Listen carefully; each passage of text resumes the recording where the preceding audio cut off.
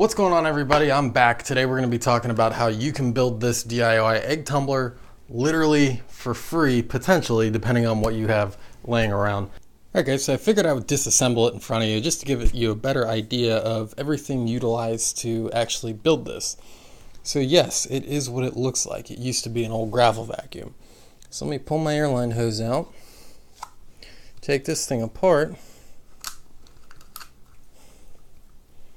and it comes apart just that easy.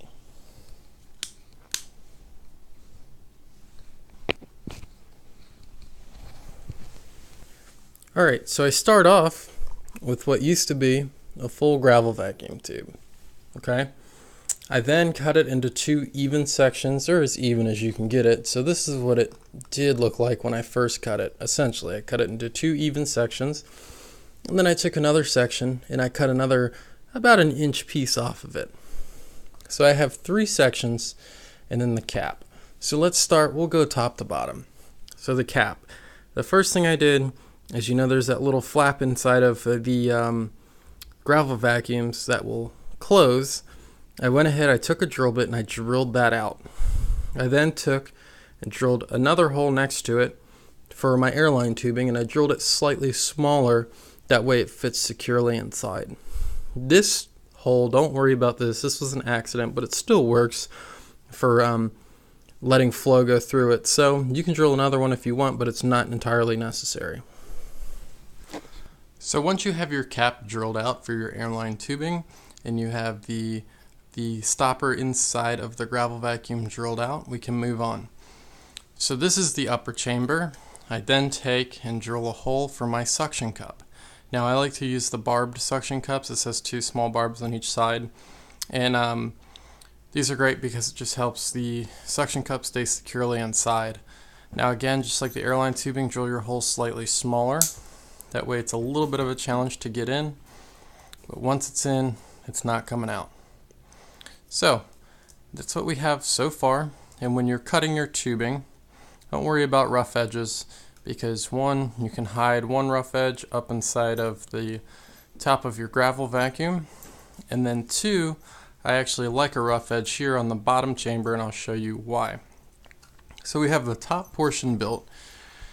Now we have that bottom section of tubing that you've cut. So I cut it, and I use just a serrated bread knife to cut these. And then I go ahead and I take a pair of scissors and I cut a slit the whole way down. And what this enables me to do is to squeeze it inside of itself, basically, to be able to fit it inside of this tube. So now I take one of the pieces of my net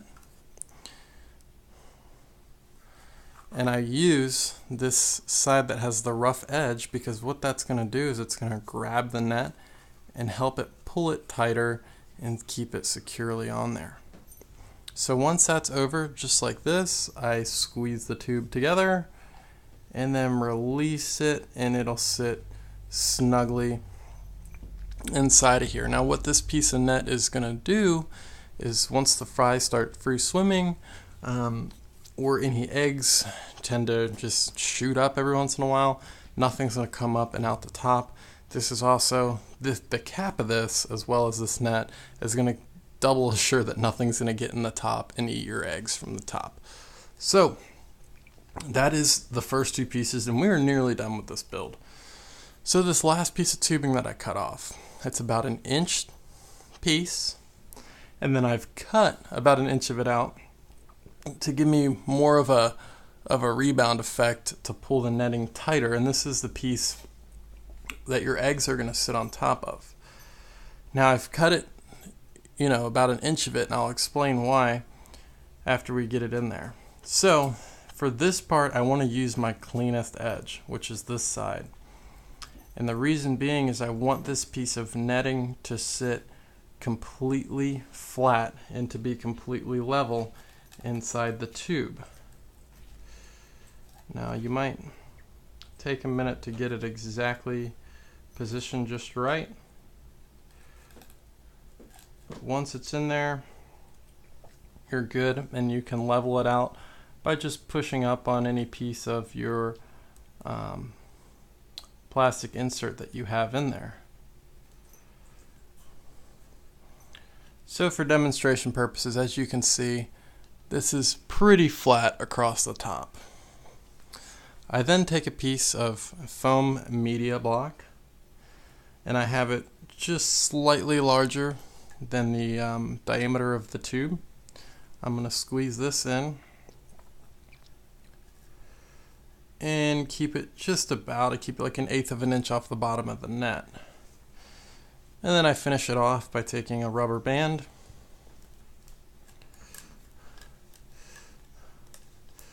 and securing everything together.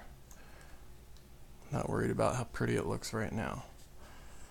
So there it is. That's just going to help keep this cut seam held together, and there's no gaps in between this. You'll see once you build one.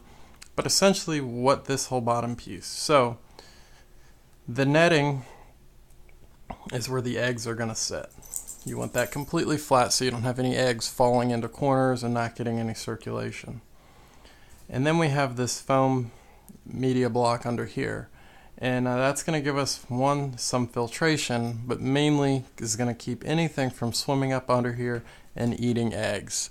I've have a ton of these that I've built different ways, and when I don't utilize this, my eggs get stolen at a very, very rapid rate.